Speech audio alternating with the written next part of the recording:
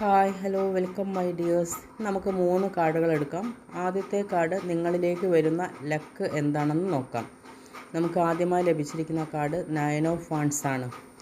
ഈ കാർഡ് പെട്ടെന്നുള്ള ഒരു വലിയ ഭാഗ്യത്തെ കാണിക്കുന്ന കാർഡല്ല, പക്ഷേ ക്ഷമയും സ്ഥിരതയും കൊണ്ടുള്ള നേട്ടം സൂചിപ്പിക്കുന്നു.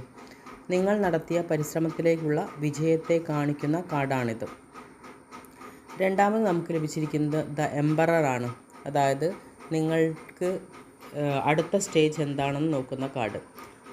ഇതിൽ നിങ്ങളുടെ ജീവിതത്തിൽ സ്ഥിരത, നിയന്ത്രണം, അധികാരം, ഉറച്ച തീരുമാനങ്ങൾ ഇവ വർദ്ധിക്കുന്ന കാലഘട്ടം ആണെന്ന് കാണിക്കുന്നു.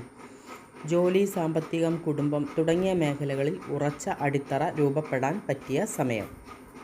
മൂന്നാമതായി യൂണിവേഴ്സിൻ്റെ ഗൈഡൻസ് ആണ് ചോദിച്ചത്. അത് 2 ഓഫ് പെൻറ്റക്കിൾസ് ആണ് കിട്ടിയിരിക്കുന്നത്. അതായത് ഒരേ സമയം ഒന്നിലധികം കാര്യങ്ങൾ കൈകാര്യം ചെയ്യേണ്ട സാഹചര്യം വരാം. മാറ്റങ്ങളെ ഭയക്കാതെ സ്വീകരിക്കുക. ഓവറോൾ നോക്കുമ്പോൾ ക്ഷമയോടെ മുന്നോട്ട് പോവുക, നിയന്ത്രണം കൈവശം വയ്ക്കുക, എന്നാൽ ജീവിതത്തിലെ ബാലൻസ് നഷ്ടപ്പെടുത്തരുത് എന്നാണ് കാർഡുകൾ പറയുന്നത്. ഇത് എല്ലാവർക്കും റെസനേറ്റ് ആവണമെന്നില്ല. റെസനേറ്റ് ആയവർ ഷെയർ ചെയ്യുക, കമൻറ്റ് ചെയ്യുക, ലൈക്ക് ചെയ്യുക. Okay, thank you.